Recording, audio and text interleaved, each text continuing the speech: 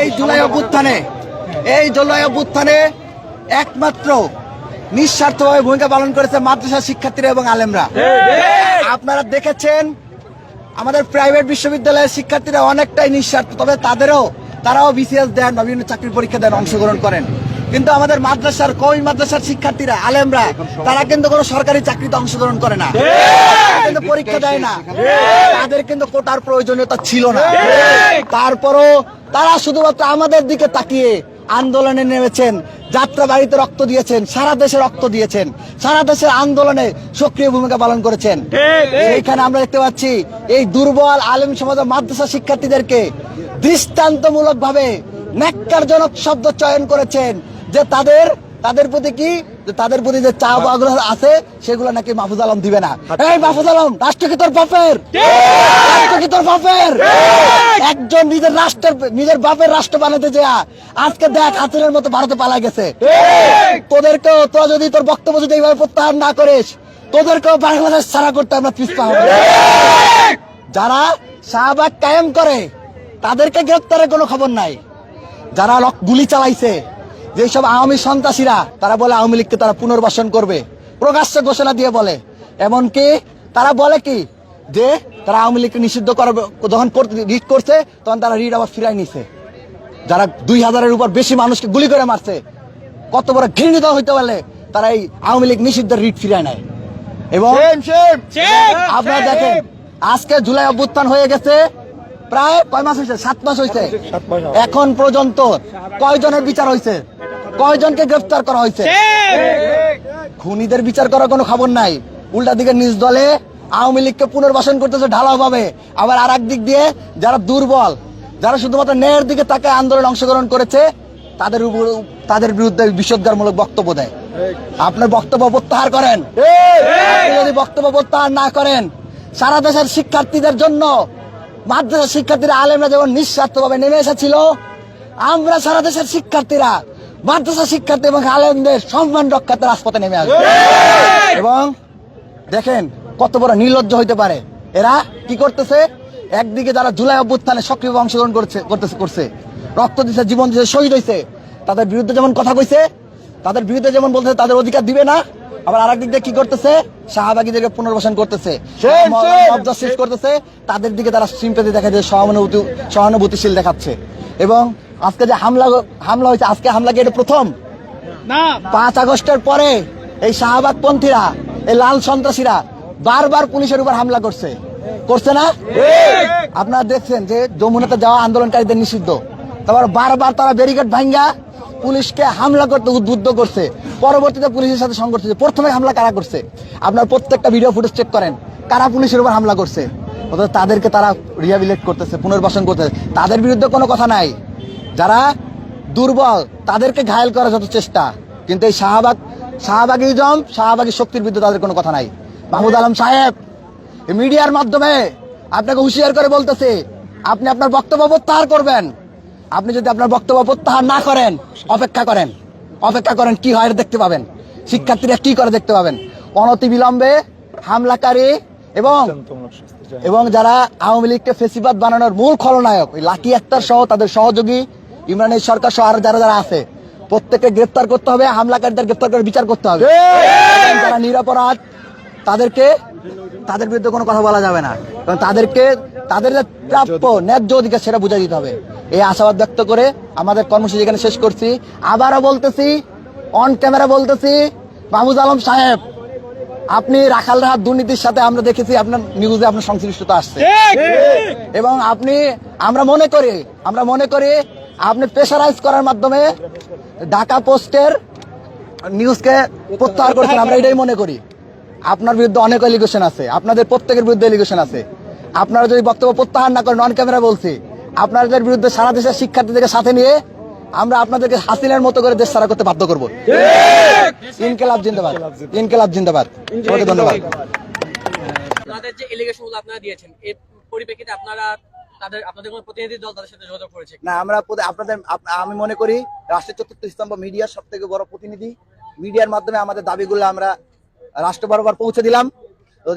তারা যদি তাদের বক্তব্য প্রত্যাহার না করে এবং যথাযথ ব্যবস্থা গ্রহণ না করে, সেক্ষেত্রে আমরা রাজপথে নেমে আসব।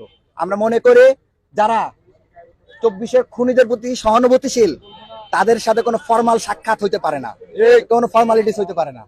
তো আমি মিডিয়ার মাধ্যমে জানাই দিলাম, তারা যদি তাদের বক্তব্য প্রত্যাহার না করে, দুঃখ প্রকাশ না করে এবং এদের দৃষ্টান্তমূলক ব্যবস্থা গ্রহণ না করা হয়, সেই ক্ষেত্রে আমরা ব্যবস্থা গ্রহণ করব। এই ক্ষেত্রে আপনারা কোনো আলটিমেটাম দিচ্ছেন কিনা? আমরা আলটিমেটাম দিনক্ষণ বেঁধে দিচ্ছি না, আমরা বলছি দ্রুততম সময়ের মধ্যে এটা করতে হবে। আমরা দিনক্ষণ বেঁধে দিচ্ছি। ভিতর যদি এটা না হয় কতদিন না, আমরা দিন বলতেছি না। আমরা তারা যেহেতু জুলাই বুঝছেন আমাদের সহযোগিতা ছিল, আমরা যদি একসাথে কাঁধে কাঁধ লাগে সামনে কাতারের ফ্রন্ট লাইনে থেকে যুদ্ধ করে এই হাসিনার বিরুদ্ধে, হাসিনার ফেসিবাদের বিরুদ্ধে লড়াই করেছি, যুদ্ধ করেছি। তো সুতরাং আমরা মনে করি যে তাদের ক্ষেত্রে দিনক্ষণ বেঁধে দেওয়াটা যুক্তিযুক্ত হবে না। তো আমরা এই জন্য দিনক্ষণ বেঁধে দিচ্ছি না। আমরা মনে করি দ্রুততম সময়ের মধ্যে তারা তাদের বক্তব্য প্রত্যাহার করবেন।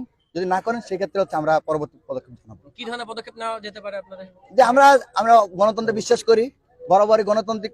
আপনারা দেখেছেন আমরা কিন্তু যারা আজকে হামলা করেছে পুলিশের উপরে বা এই লাকি আক্তার সহ, তারা কিন্তু ঢাকা বিশ্ববিদ্যালয়ের এরিয়ায় এসে মিছিল করেছে। আমরা কিন্তু তাদেরকে বিরুদ্ধে কোনো মব জাস্টিস করিনি, তাদের বিরুদ্ধে কিন্তু আইন হাতে তুলে নেইনি। আমরা গণতান্ত্রিক উপায়ে আমাদের যখন মনে হয়েছে, আমরা মনে করছিলাম যে রাত 12টার মধ্যে মাহফুজ আলম তার বক্তব্য প্রত্যাহার করে নিবে এবং এই ধরনের কোনো ব্যবস্থা গ্রহণ করা হবে। যখন আমরা দেখছি রাত 12টা পার হয়ে যাচ্ছে, কোনো ব্যবস্থা গ্রহণ করা হচ্ছে না, তখন আমরা কিন্তু গভীর রাত্রে সবাই ঘুম থেকে কিন্তু উঠে চলে আসছে। তো আপনারা দেখতে পাবেন এই গণতান্ত্রিক উপায়ে কিভাবে প্রতিবাদ করতে আপনার 24-এ দেখেছেন, অতীতে দেখেছেন, 52-তে দেখেছেন, 47-এ দেখেছেন, 71-এ দেখেছেন, 90-এ দেখেছেন, আবার দেখবেন কিভাবে গণতান্ত্রিক উপায় করতে হয়। এই যে শাহবাগের ব্যাপারটি নিয়ে একটি পোস্ট করেছে ফেসবুকে, আপনাদের সাথে তাদের কোনো যোগাযোগ বা? দেখুন, হাসান আব্দুল্লাহর পোস্টটা আমি এখনো দেখিনি। আমরা অবশ্যই তারা যদি যারা জুলাই অভ্যুত্থানের ন্যায়ের পক্ষে যে শক্তি ছিল, নিঃস্বার্থ শক্তি ছিল, তাদের সেই শক্তির পক্ষে থাকেন, অবশ্যই আমরা তাদের সাথে যোগাযোগ করবো এবং একসাথে আমরা পরবর্তী কার্যক্রম ঘোষণা করব। আজকে যাদের সাথে পুলিশের হামলা হলো, তা সংঘর্ষের ঘটনা ঘটলো, তারা আবারও পরবর্তীতে আরো কর্মসূচি দিয়েছেন, এই এলাকাগুলোতেই তারা কর্মসূচি পালন করবেন বলেছেন। তো এই ব্যাপারে আপনাদের অবস্থানটা? দেখুন, কর্মসূচি পালন করা সবার গণতান্ত্রিক অধিকার, সবাই কর্মসূচি করতে পারেন জানমালের ক্ষতি না করে। এবং যারা সন্ত্রাসী, যারা হামলার সাথে জড়িত ছিল, তাদেরকে গ্রেফতার করার দায়িত্ব আইনের, পুলিশের। আমরা পুলিশের প্রতি আহ্বান জানাবো, প্রত্যেকের গণতান্ত্রিক রাইট আছে। বাংলাদেশের যারা নাগরিক তারা গণতান্ত্রিক উপায়ে যে কোনো প্রতিবাদ জানাতে পারেন। আমরা গণতান্ত্রিক উপায়ে আমাদের মিছিল করেছি, প্রতিবাদ জানাইছি, তারাও মিছিল করে গণতান্ত্রিক উপায়ে প্রতিবাদ জানাতে পারেন। কিন্তু যারা হামলাকারী তাদেরকে গ্রেফতারের দায়িত্ব হচ্ছে পুলিশের। আমরা প্রত্যক্ষ দিবালকের মতো ভিডিওতে দেখেছি, লাইভে দেখেছি কিভাবে পুলিশকে হামলা করা হয়েছে। সুতরাং এর জন্য আলাদা করে সাক্ষ্য প্রমাণের খুব একটা প্রয়োজন নাই। আমরা মনে করি ভিডিওই সবচেয়ে বড় সাক্ষ্য প্রমাণ হতে পারে। সেটার উপর ভিত্তি করে তাদেরকে গ্রেফতার করুন। আর তাদের কোনো বিক্ষোভ মিছিল বা এটা নিয়ে আমরা প্রতিহতের ব্যাপারে কোনো আমাদের বক্তব্য নেই। শুধুমাত্র যারা 24-এর গণহত্যার সাথে জড়িত, তারা ব্যতীত আর কারো গণতান্ত্রিক অধিকারের ব্যাপারে আমাদের কোনো প্রশ্ন নেই। শেষ একটা প্রশ্ন, যে তারা তো কিছু ছবি আজকে সোশ্যাল মিডিয়ায় ভাইরাল করেছে, যেখানে দেখা যাচ্ছে যে পুলিশ সদস্য নারীদেরকে মারতেছে, এরকম কিছু ছবি তারা ছড়িয়েছে। দেখুন, আপনি লাইভ ফুটেজগুলো চেক করলে দেখতে পাবেন যতবার হামলা হয়েছে, যতবার পুলিশের সাথে সংঘাতের ঘটনা ঘটেছে 5 আগস্টের পরে, ম্যাক্সিমাম ক্ষেত্রে আপনি দেখতেন যারা এই যে এই গোষ্ঠীটা আছে, একটা গোষ্ঠী, একটা গ্রুপ অফ পিপল, এই গ্রুপ অফ পিপল নিজেরা শতপ্রণোদিত হয়ে প্রথমে পুলিশের উপর হামলা করেছে, পুলিশকে অ্যাকশন নিতে বাধ্য করেছে। আমরা বেশিরভাগ ক্ষেত্রে দেখছি। আমরা বলছি না যে পুলিশ সম্পূর্ণ কি নিরপরাধ বা শতভাগ তারা এই যে নিরপরাধ থেকে বলতেছি না, কিন্তু ম্যাক্সিমাম ক্ষেত্রে মানে যতগুলো ঘটনা ঘটছে 5 আগস্টের পরে, শতভাগ যে পুলিশ সবসময় ঠিক সেটা আমরা বলছি না। তো ম্যাক্সিমাম ক্ষেত্রে আমরা দেখতে পেয়েছি যে প্রথমে হামলা করা হয়েছে, পরবর্তীতে পুলিশ বাধ্য হয়েছে বা লাঠিচার্জ করার জন্য। তো প্রথমে যারা হামলা করছে তাদেরকে ব্যবস্থা করতে হবে এবং অন্যায়ভাবে যদি কোনো পুলিশ সদস্য তার উপর হামলা করে থাকে অন্যায়ভাবে, তাহলে সেই পুলিশ সদস্যের বিরুদ্ধে ব্যবস্থা গ্রহণ করতে হবে। লাকি আক্তারের ব্যাপারে শেষ দুইটা কথা। যে লাকি আক্তার কে? লাকি আক্তার হচ্ছে হাসিনা বানাইছে কে? সহযোগিতা করছে কে?